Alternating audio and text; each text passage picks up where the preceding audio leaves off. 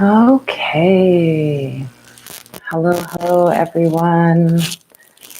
Good morning or afternoon, depending on where you are. I hope that you can hear me okay. My name is Fola, and today we have the frequency update for the month of July 2024. So we're going to dive into a collective reading, and a bit of kind of guided practice so that we can just bring ourselves here. And then there'll be time and opportunity, if you would like, for a personal card reading. And usually we get through everybody. So I guess we will see how that goes. So just get some incense here as we open the space and call to those guides, those ancestors, those in the luminous light that wish to be here and support you, to support us as a collective, as all things happen. You know, we are our individual selves, but we're also one whole, one unit. And this is something I feel is really showing up, for possibly for this month of July. So we'll see. The flames of the incense just went we'll see what comes up when we pull the cards for the collective. And I would love to hear, you can let me know in the comments, how was the month of June for you?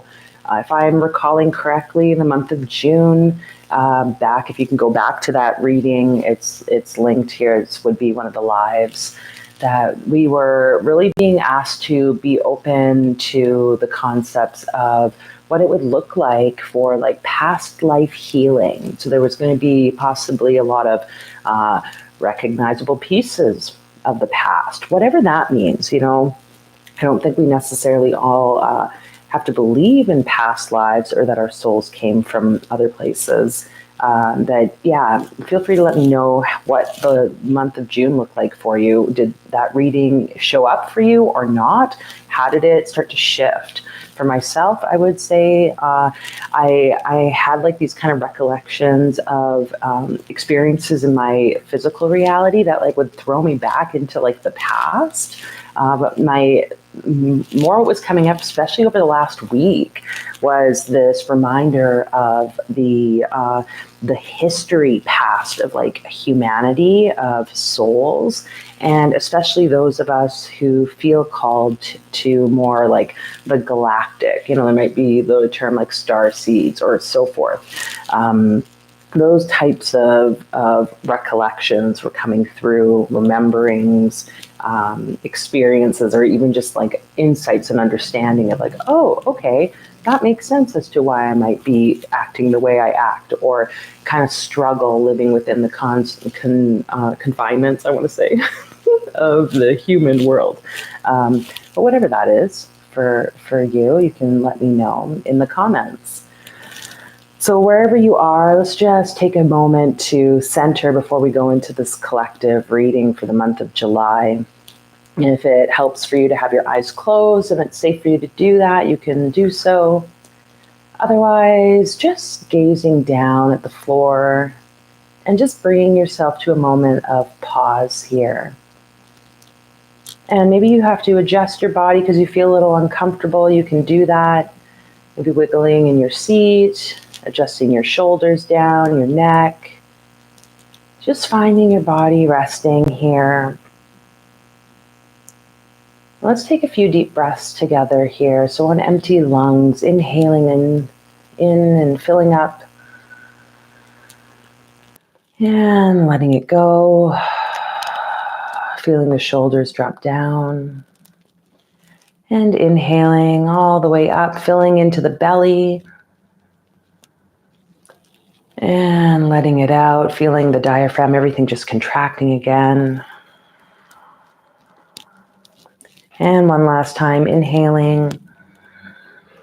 And at the top, pausing for a moment and just feeling that building of the energy inside of you as you hold it in and let it go. And just noticing your breath returning to whatever pace feels right for you. And being pulled to the solar plexus, so the space just above the belly button. Here, sometimes we envision it as a solar disk, as the sun. So this chakra, this energy center in your abdomen, just above the belly button, this place of confidence, of sometimes even joy, this light that you are, the sun. Just noticing however it is that it seems to be to you today. Maybe it feels really intense, maybe it feels a little dim, or if it's hard for you to even connect, you can have a hand on that part of your body.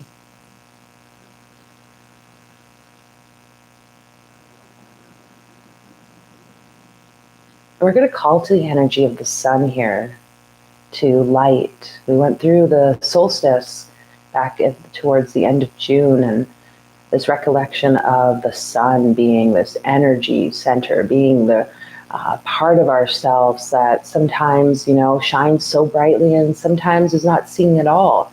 And so this cycle of the sun within you, wherever you are today, we're going to call upon it and just really tap into that vitality. So if you're someone that experiences depression, anxiety, like this part of the body is really important for that. And sometimes it can be a little off. So we're going to just ask the angels, ask your guides here to support with kind of like shifting the vibration that needs to happen within this place so that you can really align with your vitality, with your power.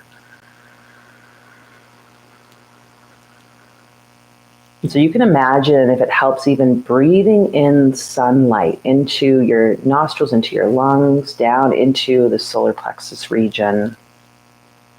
And it starts to grow a ball of light. And it's getting larger, stronger. This fire element within you.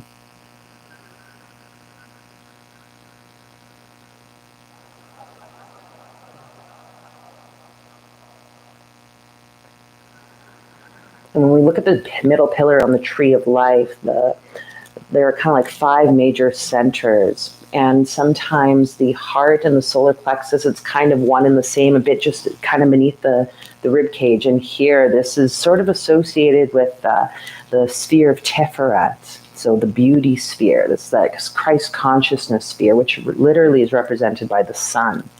And we're going to use the divine name of God here for this sphere, for this center where you are breathing in the sunlight, and just let the vibrations of that divine name move through you and activating whatever it needs to be. Yode Vav He Elo Avada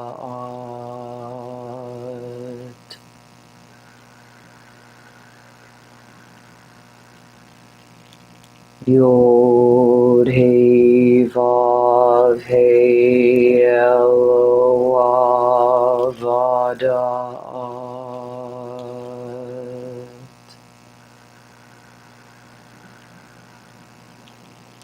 Yod He Vav He Elo Avada.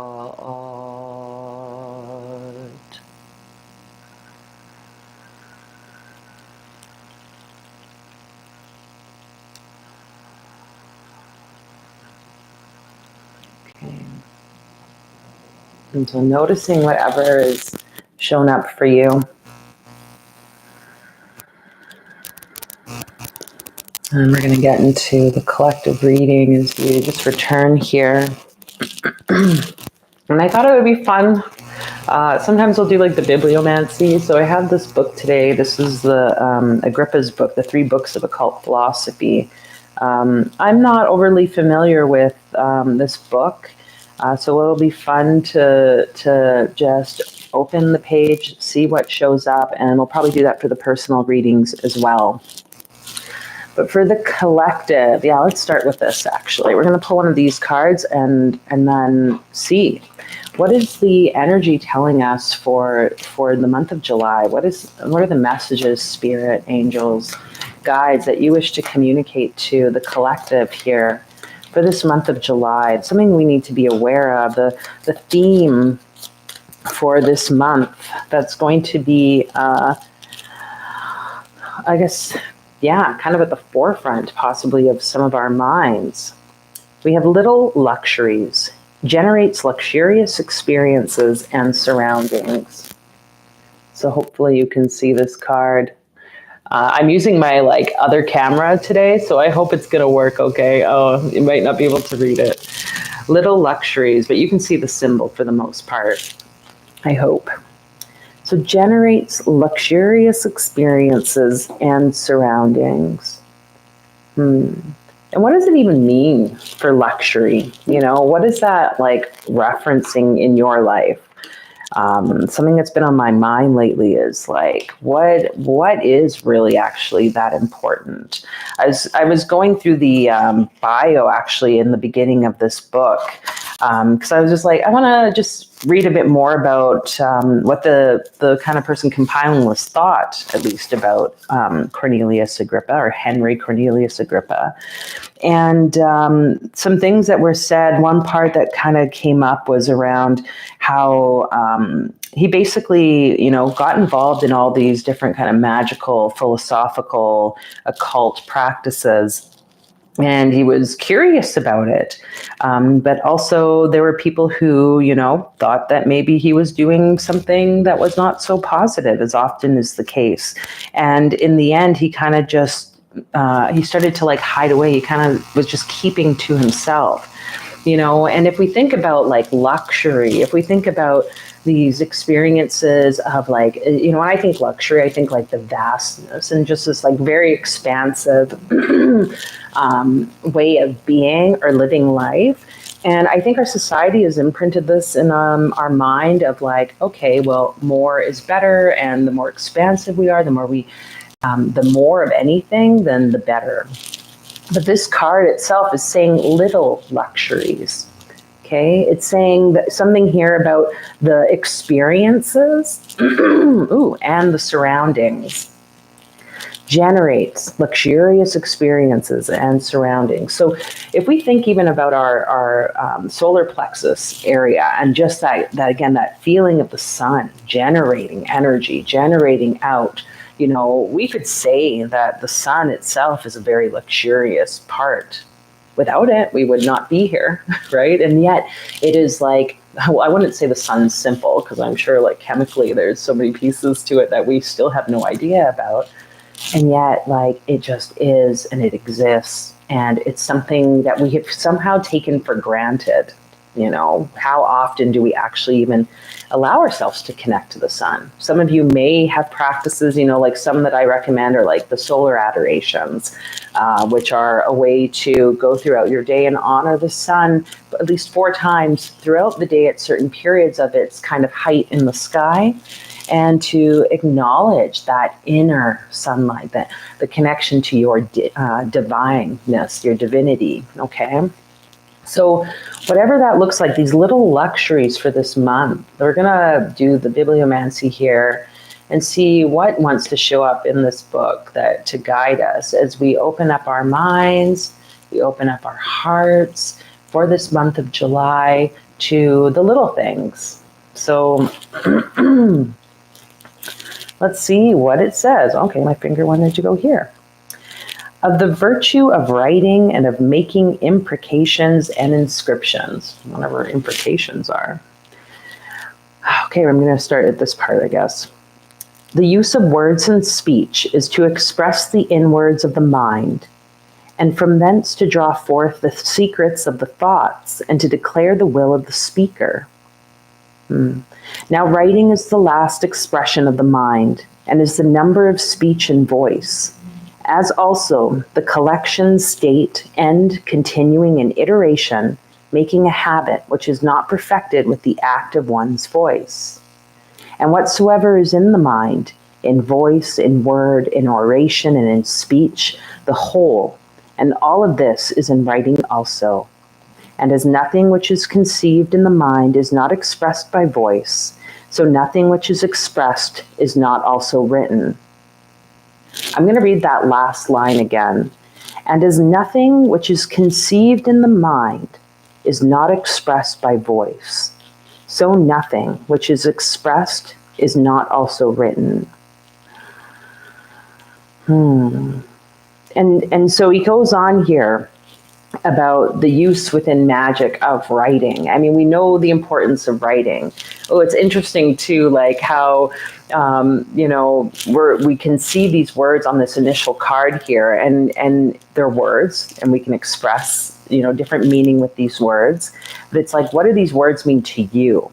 What is being written down by yourself or spoken by yourself, if you don't find that you're writing a whole lot, though I think everyone here writes or responds through, social media and such. It's like, what are we expressing and how are we expressing ourselves, our power inside, the will, which is the word that he uses at one point there, as a way to declare the will of the speaker. We need to the thoughts that come in, they get expressed through written word or spoken word, and then it is what it is that we want. And so it's like, what is it that we want for this month? This might be a bit more, I feel like the summertime is a bit like of a very not superficial, because I think it's like we're really out there. We're really in like the physical sense, at least here in North America. Like wintertime, we kind of like go in. We're like not so much out there because of the weather. People are in school. There's like, everything's just kind of going on this routine. And summertime, it's like we get to go out and enjoy what life has to offer, what nature has to offer. We're a bit more free, and sometimes we engage with more friends, possibly, your social events, barbecues, I don't know, all sorts of things. I know here, at least, we have a lot of different activities in that people take part in during the summer. So it's like, what is it that is being created by you with your word?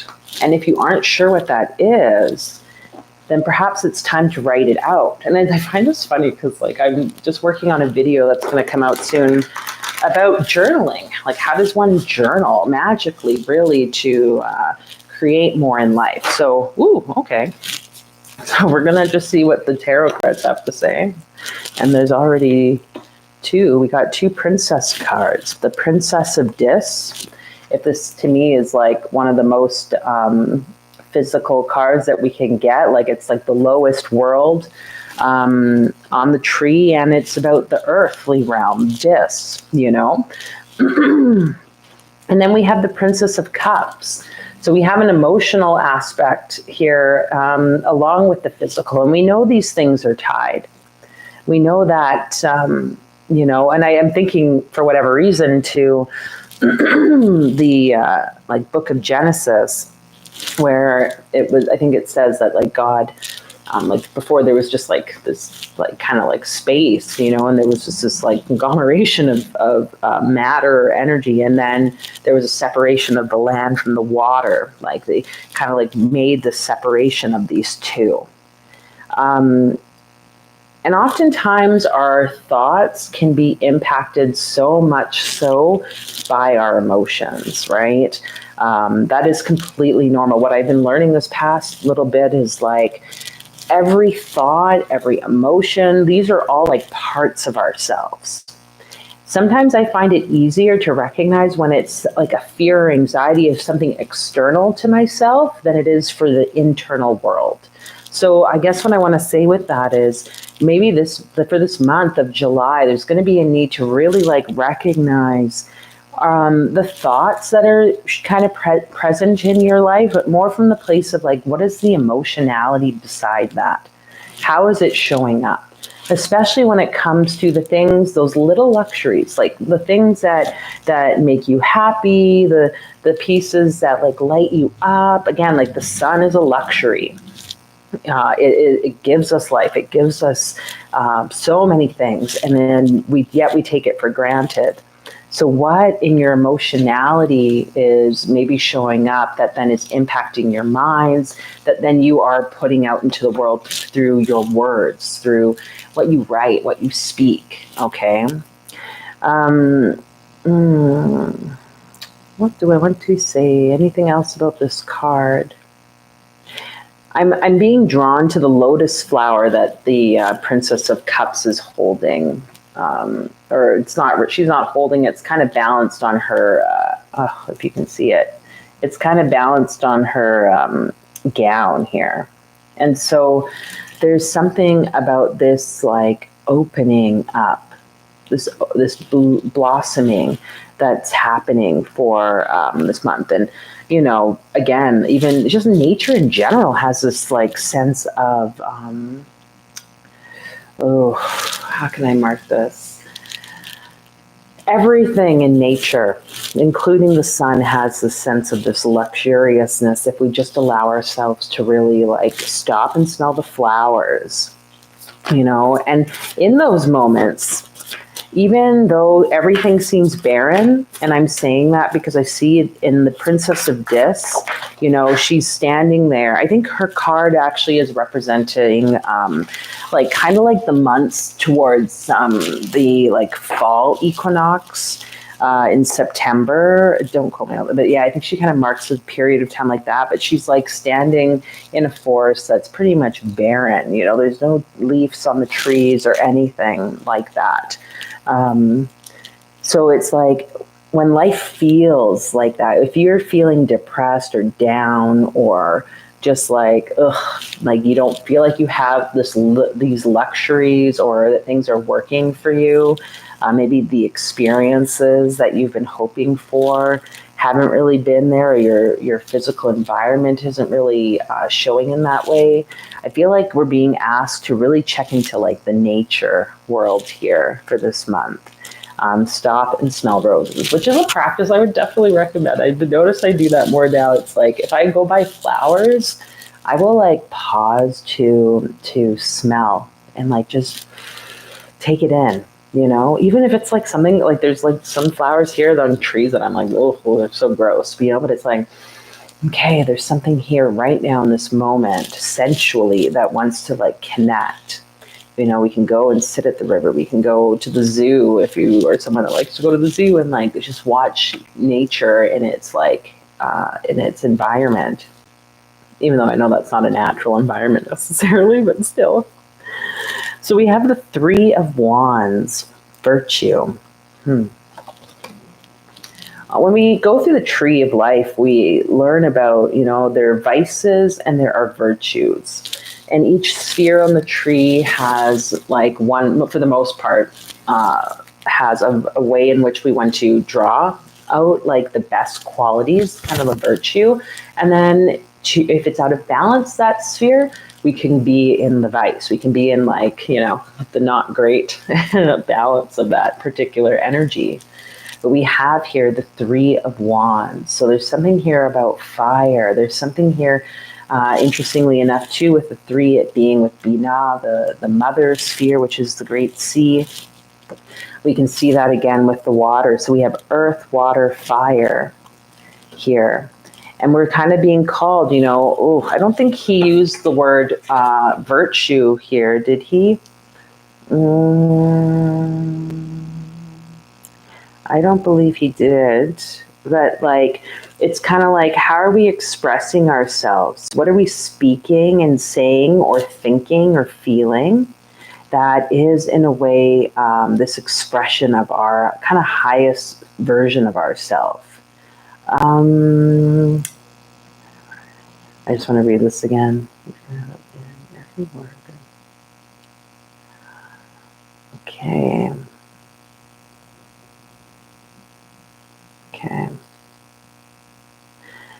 Yeah, so there's something here about even like the virtue of what you're holding as important. Where is your focus on the luxuries of life right now?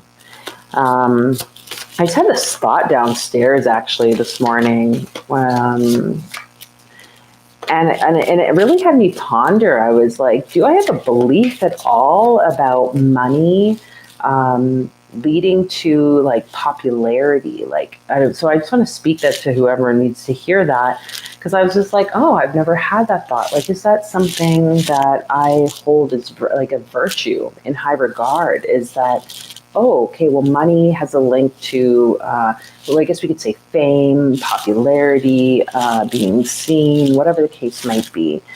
And so these certain thoughts or ideas, beliefs might show up. It's like we really have to examine them as they arise, okay?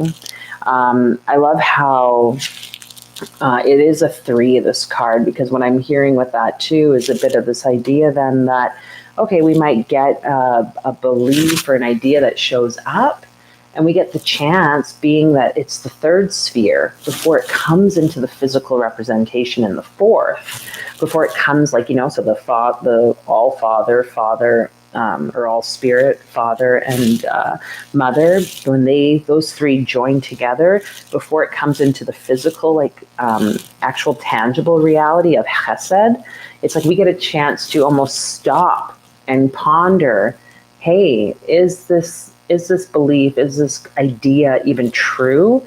What is it trying to show me? And then get a bit more clarity. I want to just point out too that this 3 of Wands is the sun in Aries, okay? So there's the zodiacal and planetary connections to that card. Both of those being very fiery. Aries being that cardinal fire, kind of the start of our whole experience seasonally. And so there's something here that's really wanting to, I want to say, be burnt out, like this transmutation of where your virtues are, what you are holding up is a luxury or not, and if it's really truly a luxury. And if you're not sure about that, again, going into nature, taking in nature to explore what that might look like for you, to get clarity. It's almost like nature's going to, the Princess of Cups, wash away anything that is not true for you, okay? Oh, I keep thinking the cards have turned over and then they haven't. So let's see what the chakra cards have to say about any of this for us for the month of July. Okay, there we go. Release. Oh, interesting. So it's the release card, if you can see this. I want to cover my face because then I think it'll do it focus better. But here's an individual standing in a graveyard, and it's actually raining. There's rain coming down, but we can see in the back that the sun is starting to peer through. There's rays of the sun falling down. It's still gray though, but the sunlight looks a bit more white than it is gray. It's not yellow, but it is that. And what I see on the top, I'm not sure, but what I'm seeing here on the top of the third eye is kind of this diamond shape sort of image. And the woman's just holding her hands up to her face, kind of in a way of it's almost like she's been grieving so much, and now it's just let it go. And the sun is peering out now. So if you are someone who's going through, again, a really, maybe some people of you have been coming out of a really dark time. That's kind of what I'm pondering here. It's the sun, I think, is wanting to really just let you realize that there's a lot more beauty and wonder and opportunity than maybe you have allowed yourself to see. And this month of July is going to be a releasing of any last pieces of that sadness, of that grief, so that this light can shine through. Okay, we're going to do this, then we're going to do those raw. We have a sacral chakra, orange chakra card here, impasse. It's this image is of a person. Yeah, interesting. This card has an image of almost like a giant standing with his arms open, as if he's covering the path into this forest. And behind him is a full moon. So perhaps there's going to be some insights that come up. I'm not even sure when the next full moon is. I think we have a new moon maybe in a week, and then I think actually the new moon's this week, if I recall. A client said that. And then a couple weeks from now. So at some point, third week of July, I'm going to assume we'll have really come to this. Okay, we're going to ask what that is. I'd like to see a bit more, understand a bit more about what that is, Spirit. What is this impasse, especially around the full moon? What is this energy? Is there something in particular that people need to be aware of? Okay, so we have the universe card. So I think the first thing that we're kind of being told with that is even these difficult challenges are all, they're divinely guided, okay? This is spirit moving through the world to make you stronger, to like teach you something. I'm not even sure if I held that up, sorry. We can see this like toric energy, this infinity sign, as above, so below. Okay, so, and what I'm hearing with that is also like the mirror, where sometimes we, if we're feeling something here on the physical plane or experiencing something, knowing that whatever happens on the physical plane also is happening on the spiritual plane, okay? And that there's something to learn that we can like draw with, what I'm being shown here is the importance of like drawing on these spiritual like experiences as teaching opportunities for us. And what I mean with this is that if there's certain like practices in some spiritual groups where it's like you read mythologies or stories of these like spiritual teachers or the gods, goddesses, and you can use that experience from their spiritual realm to then overcome the challenges in this physical realm, the world that you are living in. And so I think Saint Ignatius was one that would do this, where he would like go through and have his people part of his spiritual sect to go through the like crucifixion and life story of Jesus at certain points, to draw upon the teachings and understandings, the virtues of what Jesus experienced, so that then they could each like live a life that had more of those kind of virtues and values added to them. So we can do that with any spiritual teacher. You might start seeing a particular deity or spiritual teacher or guide or whatever you want to call it, an angel that seems to be showing up. It's like, okay, can you allow yourself to spend some time in like a deep contemplation, maybe journaling, writing down how the parallels might be showing up in your life, and even asking or calling that entity, that being, the guide, to show you, okay, how was it that you experienced this challenge? What was that like for you, and how did you overcome it? And then see, again, these parallels, okay? Because we have here too, the cards that are showing next, it's the cave card. This is a root chakra card, so red. And it's like, this is going to probably have you feeling very much like you're just really in like isolation, which, trust me, I just feel this more and more lately. It's like, things felt like it's opening in certain ways, yet there's like this need for like the self to just like go inside, so that this work, this releasing or whatever, can take birth, or take birth, I said, but I meant to say, so it could happen and we can have this rebirthing. So this rebirthing, it's the sun. Just realized that. Oh my goodness. So this connection over the next few weeks, especially with spirit, with these stories of spirit, and contemplating it like the shaman would in the cave, like the vision quest where you just go in. and then we have the rebirthing. And I just wanted to show the bottom card. It's light. Interesting here how the light card has like little sprigs of light, but there's nothing inside it. It's nothing, and even in the like kind of Kabbalah tradition, it's we know that first sphere at the top, Keter, is like this divine white brilliant light. But it's like, where did it come from? Well, it came from these other aspects above that were basically nothing. Okay, that like nothingness that just birthed itself or birthed something.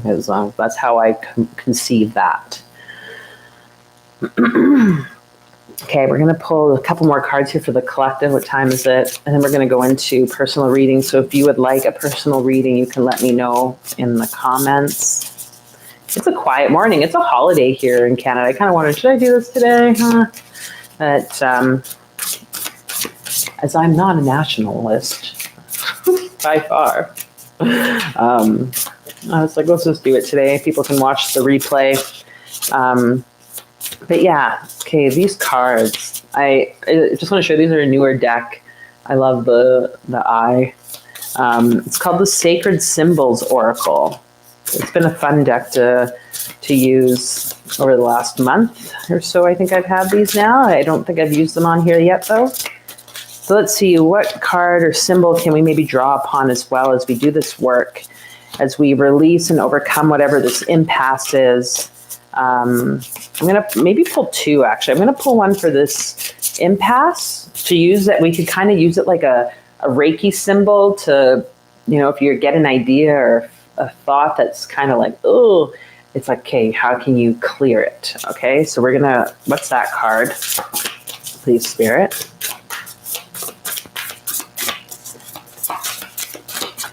Do you want to go? Whoops. Okay, we'll use this one that fell alone. We have stormy. I'm not sure if you're going to be able to see that very well, but it's literally a boat. Can that you see that? It's a boat on a rather turbulent sea. There's some clouds behind it. So we're going to, this number 21, by the way. It's number 21. I'm going to look it up in the book here and just see. This was going to be for the impasse. So it's going to feel stormy. Let's see what it says for us in terms of a symbol to like maybe overcome it. It actually says it's a pirate boat on the ocean, just makes its way through a storm, only to be headed toward another.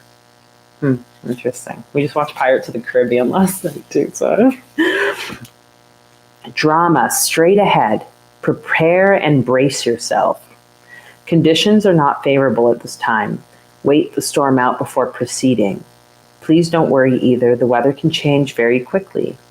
Meditate on this when you want to call on your sea legs to keep you safe and secure through a hardship or stressful period. If you are inquiring about a relationship, please be warned that this situation will bring a lot of upheaval to your path. Proceed with caution. So it's almost like this stormy card is just reminding us that this thing that's going to possibly be in this impassable or not probable to like move beyond it, this like giant, it's kind of like we need to just pause, okay?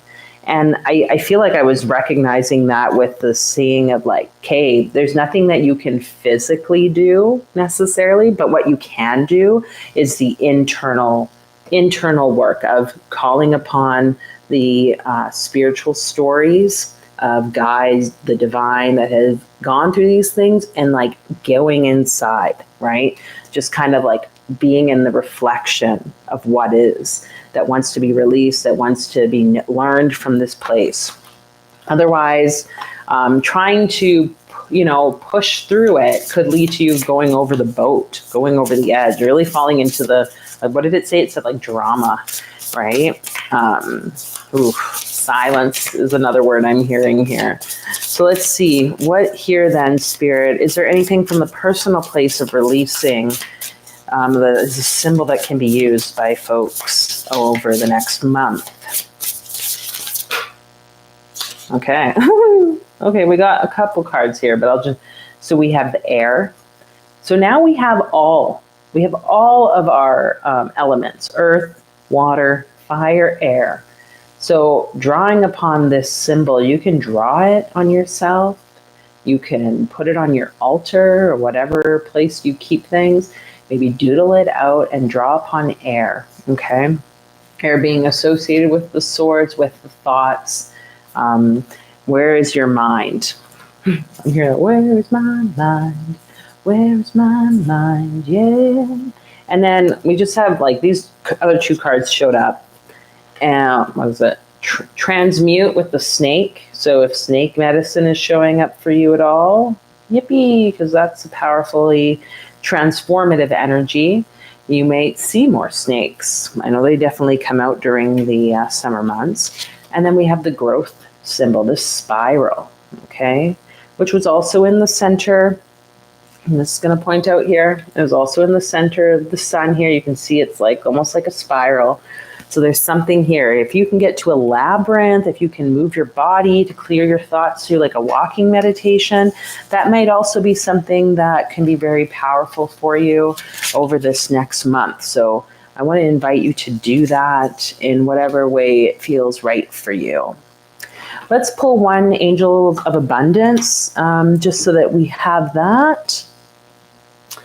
And see, because we started with little luxuries. We started with the idea of luxury. So what do the angels have in store? These angels of abundance for us this month of July. Some message that they would like us to know around generating luxurious experiences and surroundings that go beyond the natural world.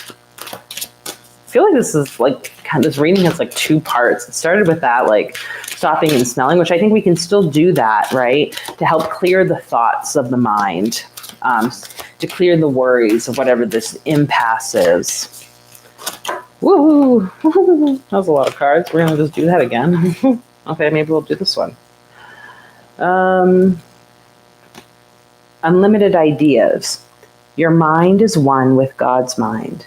Therefore, you have a complete access to unlimited ideas guaranteed to bring blessings. All you need to do is to take divinely guided action to allow these ideas to come to fruition. And there she is, the angel, looking up at this moon, kind of connecting. And I'm being drawn to that image of your mind is one with God's infinite mind. That loop, the infinity loop, is like, you know, God's mind and everything that God is, and you are literally one and the same. And so again, that practice about going in to a particular spiritual guide, deity, angel, I don't know, whatever it is, you can use whatever being you want to use. If you were drawn more to shadow stuff or more to light stuff, then use one of those. You know, some of the most common ones, like I would say that I would really feel called to would be like Jesus, Moses, Solomon, you know, Mary Magdalene, some of the Norse gods like Loki and Odin, sometimes Freya. It's like connecting to these stories of these beings and seeing how they overcame the challenges or what their learnings were. You know, like some of the trickster gods can have a different kind of aspect to them. You know, Lucifer, whatever, these different energies that like have existed. This doesn't mean that we open ourselves to become like possessed or obsessed by their experience, which is some sorts of spiritual practice.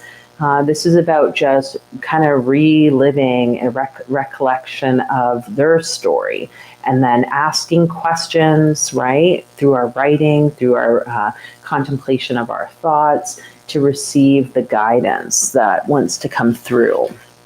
Okay, so let's go back here to our book that we started with, and I'll read it again, and then we're going to go into the one-on-one readings. So if you'd like a personal card pulled, you can let me know in the comments. The use of words and speech is to express the inwards of the mind, and from thence to draw forth the secrets of the thoughts, and to declare the will of the speaker. Now writing is the last expression of the mind, and is the number of speech and voice, as also the collection, state, end, continuing in iteration, making a habit which is not perfected with the act of one's voice. So about not just speaking it, writing it. Whatsoever is in the mind, in voice, in word, in oration, and in speech, the whole, and all of this is in writing also. And as nothing which is conceived in the mind is not expressed by voice, so nothing which is expressed is not also written. So whatever you are learning about yourself, about the experiences that you're having, spend this month writing out how you would like to see it happen. What is your will for and your desire for how it should manifest or play? Not just what's happening and the negativity, but like transitioning it from one to the other or writing both down. And I feel like I usually say like the last part that's being written is most beneficially the better version of what you want. the version that's working out in your favor, okay? So call upon these elements, call upon the energies as you review what's happening, and get to the bottom of what this looks like for you, not just with your thoughts or your words spoken, but also your writing, okay? So this might be a great time for some of you. And as I said, there's a video coming out soon about journaling, interestingly enough. So that's a practice that's new to you, or you haven't yet implemented it, or you kind of want some new ideas on how to do that, that might be a video you want to check out. Okay. So if anyone would like a personal card reading, you can let me know in the comments. I don't see any comments, so I don't know. I think my settings might have been weird, but I don't think there's anything else I can do about that. This is the first time I'm like actually on my laptop for the live and using the camera, so it is what it is. And if not, then we'll just do a bit of a practice to close the space off with each other, calling in that energy of the sun, the Ankh as well, with that symbol of life.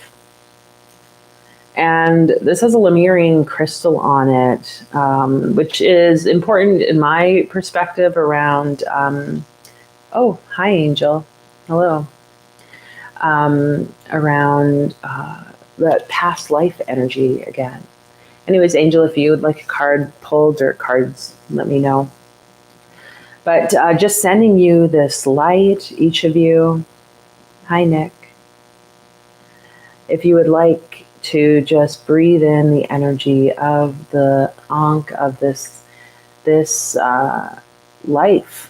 This is you. This symbol is you, with both the feminine and the masculine balance, the above and the very earthly, and then the balance between the left and the right, the balance into the middle, so that the energy can draw forth. So whatever that symbol represents for you, and we call to those Lemurians, those Palladian beings that are supportive in 100% light, to just support you on your journey for this month of July.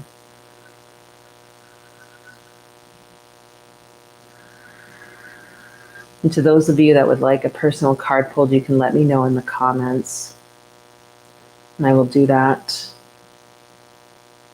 If not, just sending you all this love.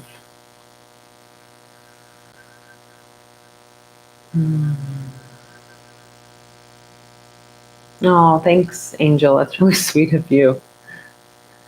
Yeah, that's really kind of you to say that. I think,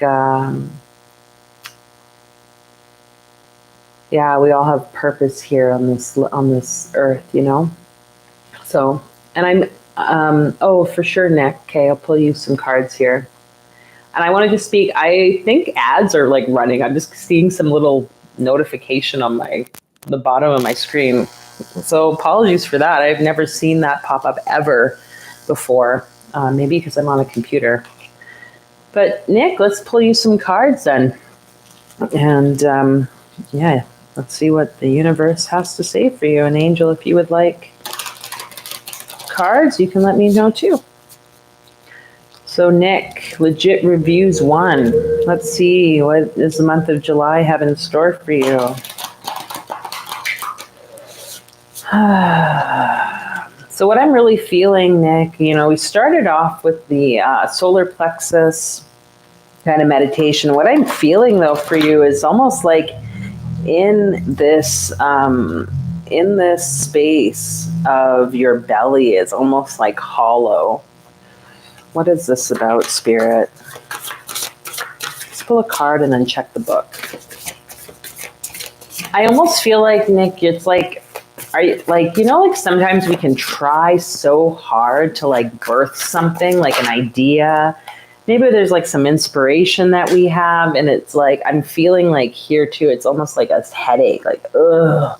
We try so hard to bring something into the physical reality that we feel like wants to come. But like, I don't know, Nick, if you're a woman or a man, if you've given birth or been around someone who's pregnant, but it's like, you know, the baby is carried and comes into the physical world when it's time. We have no input physically or mentally, emotionally into what's going to be birthed.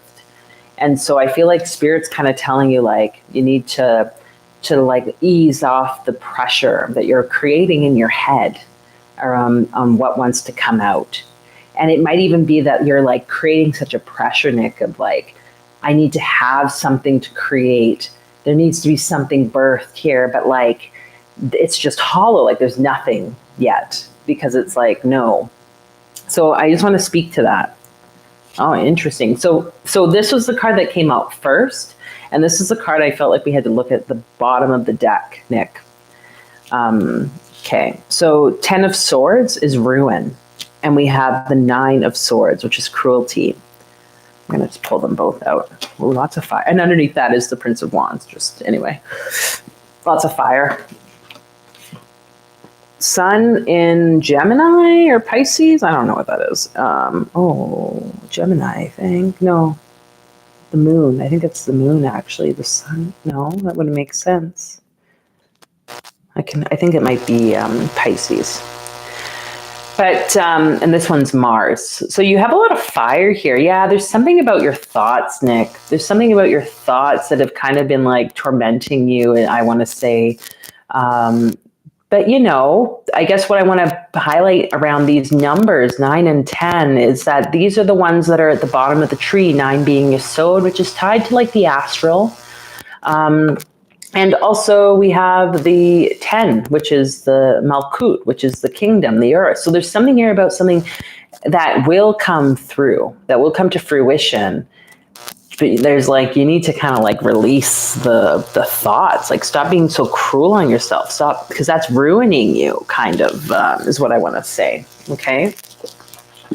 So let's see what this book has to say for you, Nick. Any more clarity around these cards that are showing up?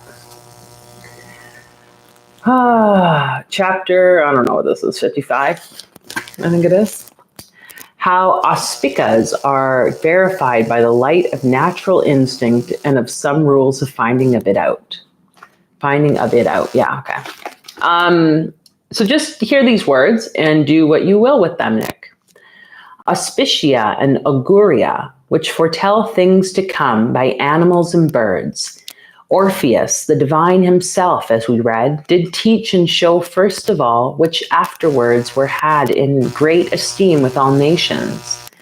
Now they are verified by the light of natural instinct, as if from this some lights of divination may descend upon four-footed beasts, winged and other animals, by which they are able to presage to us of the events of things, which Virgil seems to be sensible of when he sings. Nor think I heaven on them such knowledge states, nor that their prudence is above the fates. Now this instinct of nature, as said William of Paris, is more sublime than all human apprehension, and very near, and most likely to prophecy. By this instinct there is a certain wonderful light of divination in some animals naturally, as it manifestly appears in some dogs, who know by this instinct thieves and men, and find them out and apprehend them, falling upon them with a full mouth. Okay, and so the main thing as I was reading those words, Nick, is like this kind of feeling of like if you're someone that is feeling like intuitively, you know, maybe, I don't know if you identify yourself as like a medium or a psychic, or maybe like a healer, whatever. Maybe there's like some feeling of like that part of you, because that's like kind of what he's talking about, this prophecy. He's talking about these sort of like gifts that exist in folks, in the natural world, even these forms of divination. If this is something that you're feeling called to, just trusting that. Yes, I am a psychic. Okay. I mean, and I like would assume that if you're on this channel, like, you know, I can't assume that because I don't know. Yeah, like you just have to like get out of your head is the main thing. Like, you know, and there's so much pressure I feel for, at least I see this on the social media world. Like, you know, when you say Instagram, you're friends with like all these different people on Instagram, and everyone kind of does the same thing because it attracts you. You're drawn to it. You might see like medium, psychic, coach, channeler, and then there's this like pressure to be like, oh, like I should be creating this and that and like doing this or that because that's what, you know, we see people doing within that same theme or interest or passion. And I just really feel like you're kind of being reminded to like stop those thoughts, like to recognize them, not to like be like, oh, those are bad. It's just like, hey, like those are just thoughts and they don't have to create pressure within my body because spirit's using you, Nick, to like birth something when it's the time to birth. And, you know, the powerful thing I want to speak to, again, that feeling in the belly where it was almost like there was nothing there. That is actually like the sphere of Bina, the void. She is where there's just like, it's almost like, I want to describe it as just like a black hole of nothingness, but that's what the womb is, right? The womb is just an empty space in which something can take form within, right? It brings the life from the nothingness, and spirit works the magic to create what's going to be like sparked into creation. So facing the east, Nick, if you can, every morning, even for this month of July, if you don't already do this, and just call upon the energy of the sun into your belly, call to that spark. That spark. We have Mars here. Mars is tied sometimes to Scorpio, I believe, also to Aries. So there's something here too about the beginning of something, right? Aries being the beginning. I know Aries isn't on these cards, but like that's what I'm seeing with the Mars. And if Mars isn't tied to Aries, can someone tell me? Because I took astrology briefly a little while ago. It's not my forte. But trusting, there's something more happening for you, Nick. Whether you know, whatever that is. And I feel like this month of July, maybe potentially even this impasse, these challenges of like just like, it was like, felt like this constant like thinking, trying to figure it out. Letting that go by going into nature and facing east every day as much as you can, and just drawing upon the sun, because the sun is that infinite source of light and inspiration for all of us. It creates the life here. So I think the sun is a great teacher for us to tap into what birthing is. So I'm going to pull you one of these cards, Nick, and then we'll move on to Angel. Let's see what this said. Ooh. Funny how sometimes the cards come out way easier than others. Divinity. Oh. Here we have, this is the representation. Interestingly enough, you guys, like that. So we have here the 7 pointed star. This is the symbol of our channel. This is the Babylon star. She is like the void mother. This represents the 3rd sphere. And these also represent the planets. And I don't have my book to show you, and I don't have the poster behind me right yet. But if we looked at the place of this kind of on the tree of life, again, the sun being the center, it's like you are this whole being. This is your divinity. All the planets, all the representations of the spheres, all surround you and all comprise within that center sphere of Tiferet. Okay? Oh, I love this so much. I have one that's 8 points like that. Oh, so cool. So this is you, the divinity, okay? You can find this. I think there's a name for the star. Let me just check.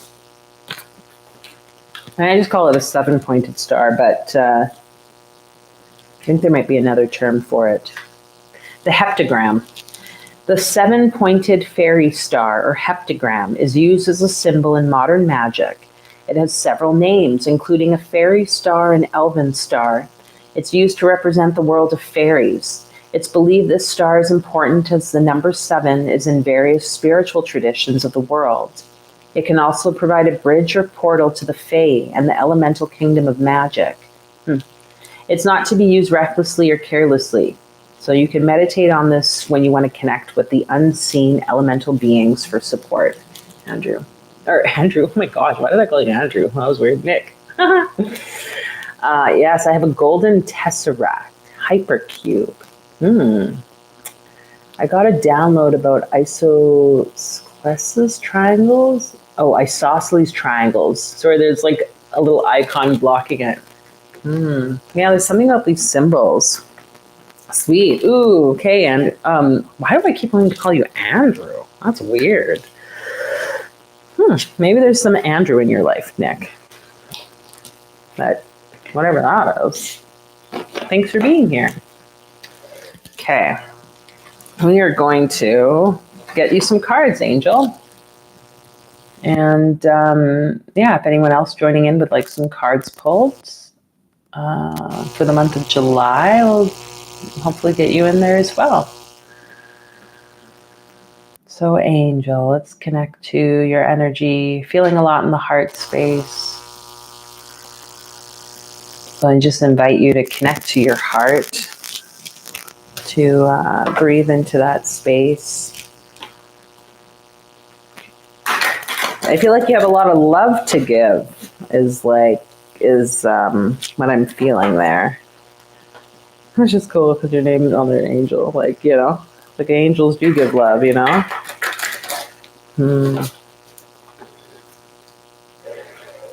Yeah, interesting. Lots of geometric symbols. And I guess that's how like the universe operates. The numbers, 1, 2, 3, 4, 5, 6, 7, 8, 9, and then to 10.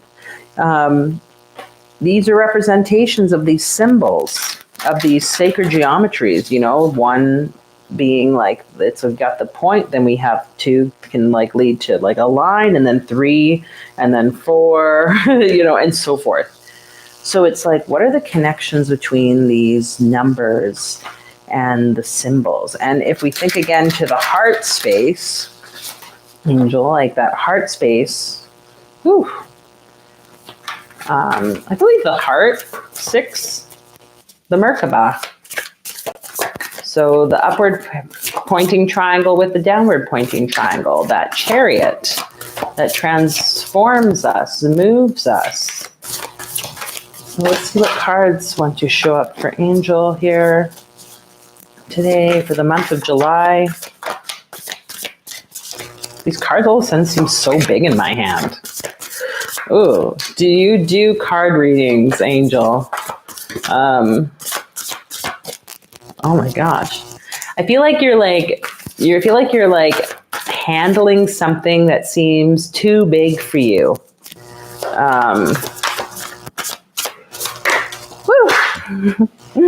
I feel like, I thought more cards fell out. There was only 2. Okay. Oh, interesting. Yeah. Oh. Okay. Anyways.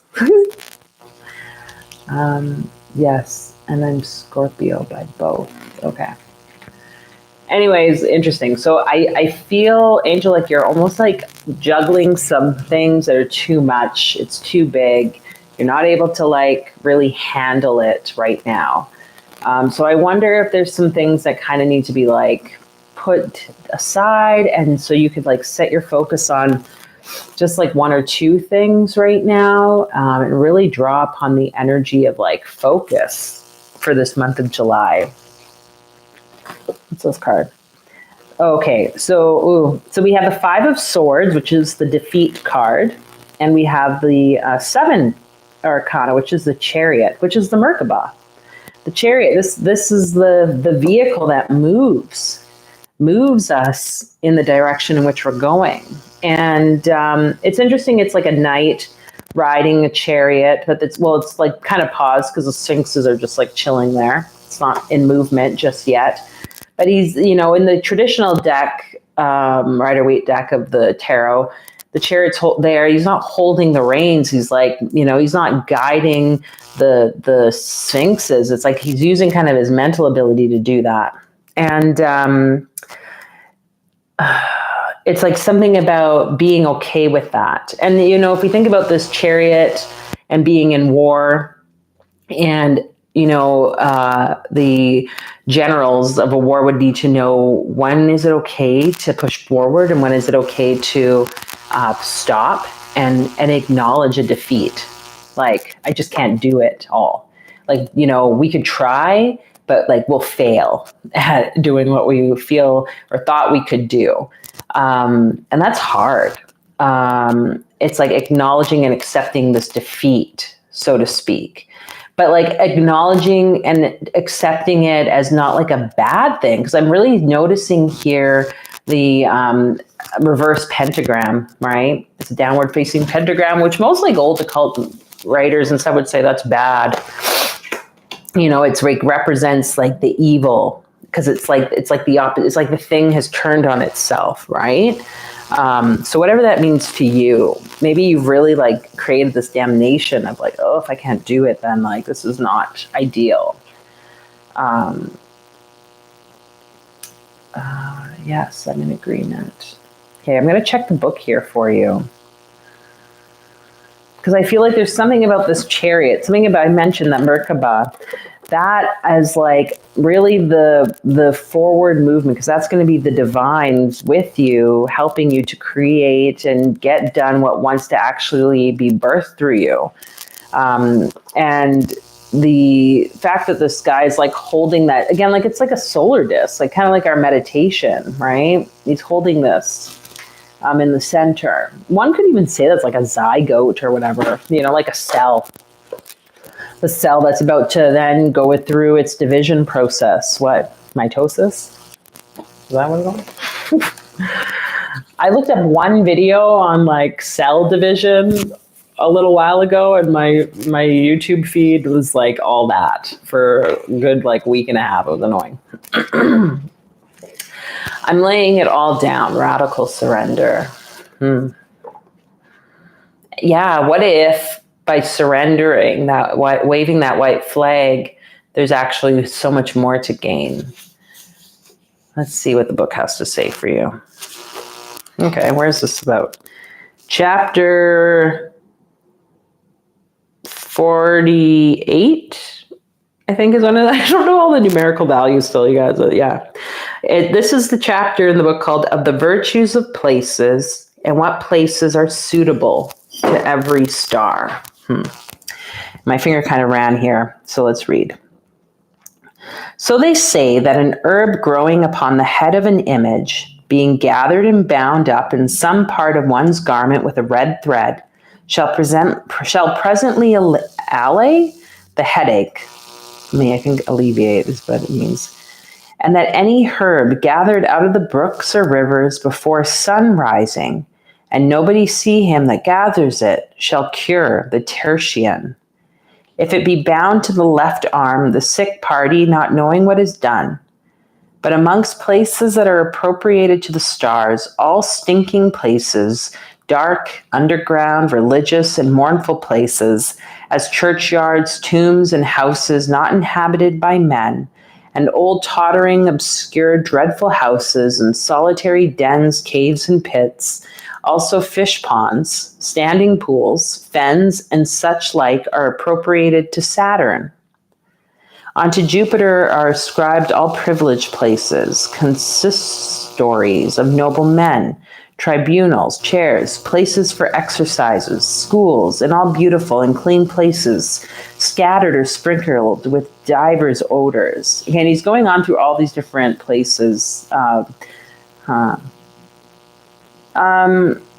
So I wonder, like, for you, Angel, is there some place that you're trying to, like, find as, like, a suitable place to do something or create something?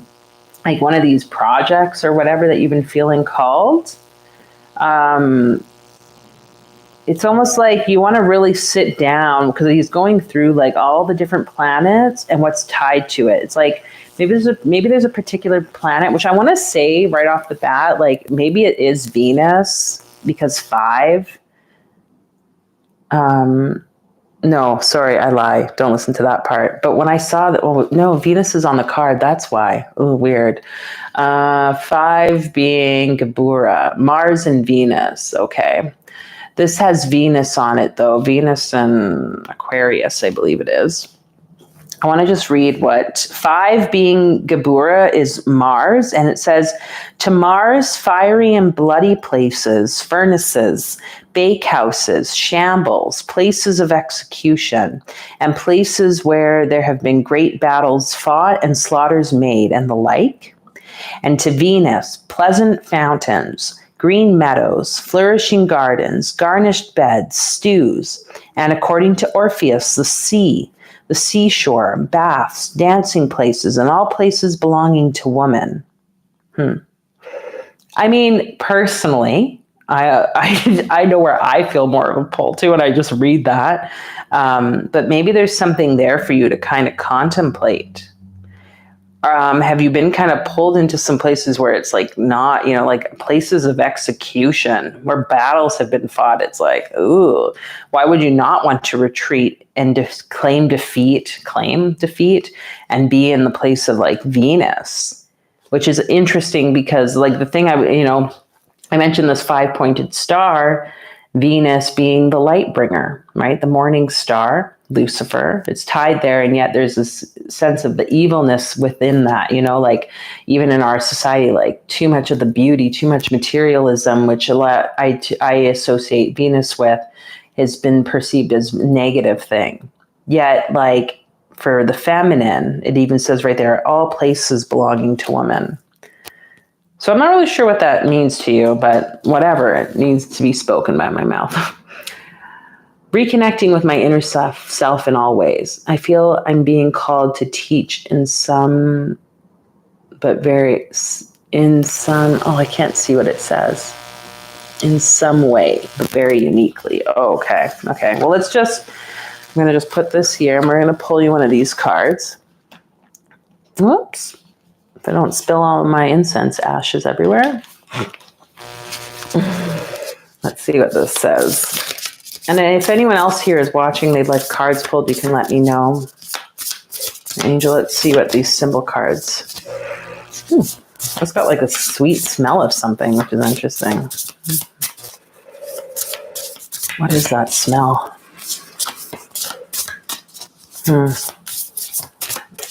Maybe there's something for you to do with incense or burning something to help you like tap into that energy of Venus.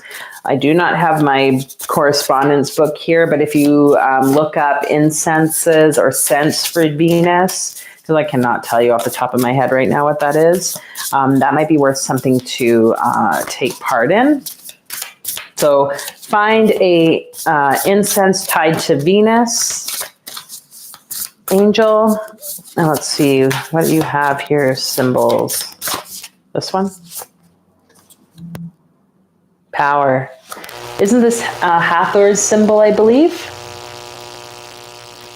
But I guess we'll see the solar disk. Isn't this just the solar disk? Oh my goodness.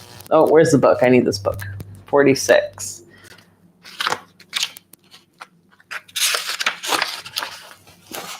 Oh, it's Isis's crown. Okay. But it's the same. Yeah, sometimes the crown of Hathor. Okay. The crown of Isis and sometimes the crown of Hathor is made up of the sun disk, cradled by cow's horns. The sun and the cow were both worshipped in ancient Egypt as symbols of the different but equal powers of the masculine and feminine.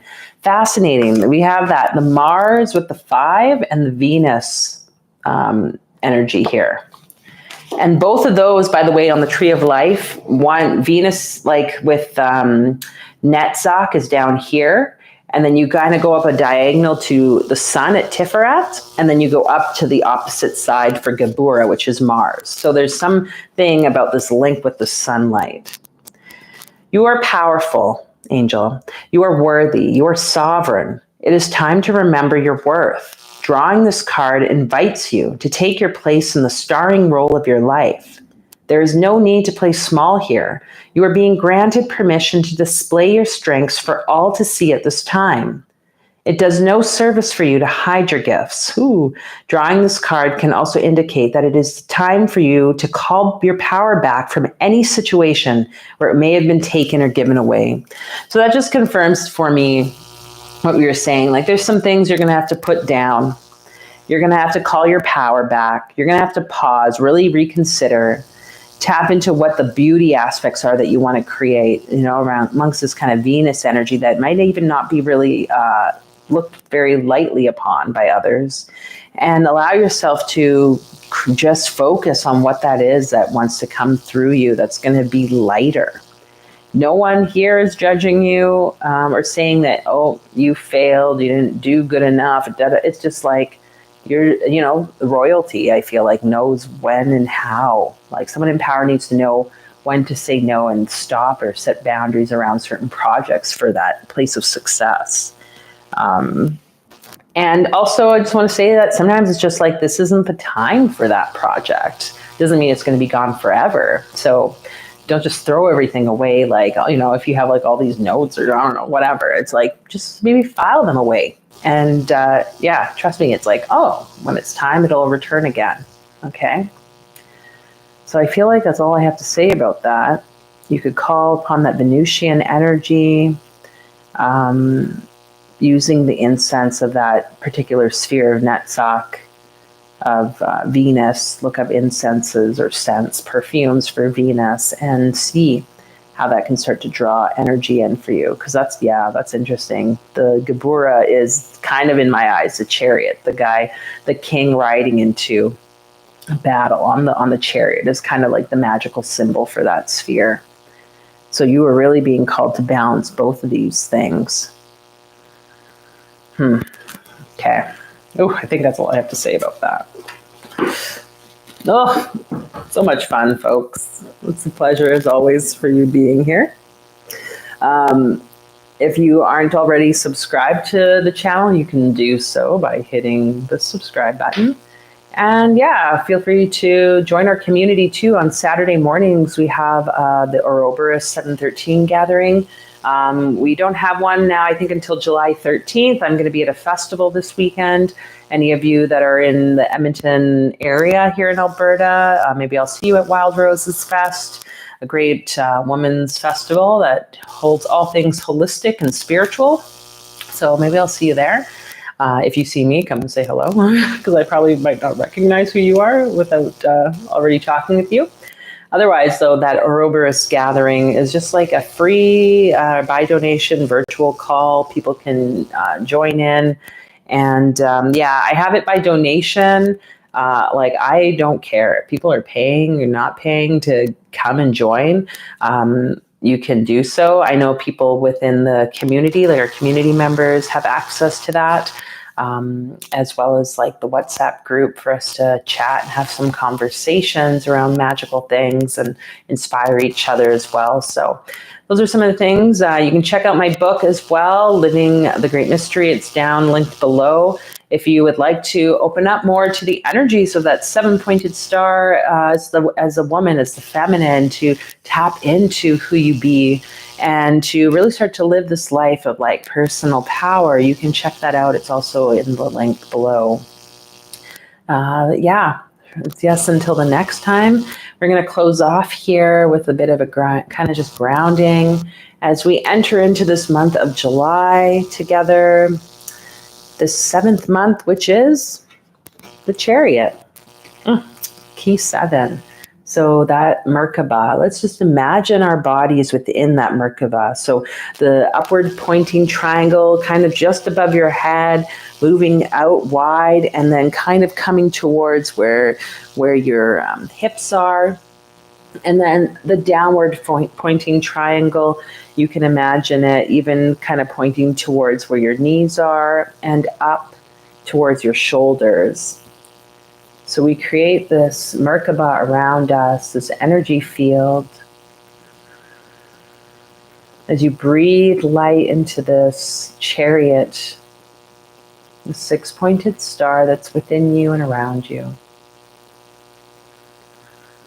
And we ask the guides, we ask those illuminated beings to support each of us here for this month of July, activating our Merkabas, guiding us on the paths that are meant for each of us individually and collectively. And we know that we are protected, that we are loved, and we are worthy. We thank you, Spirit. Thank you, ancestors. Thank you, guides.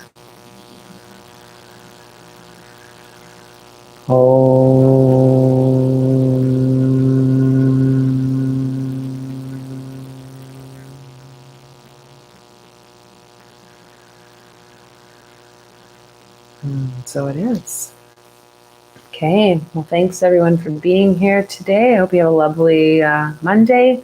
And until the next time, see you guys soon. Bye.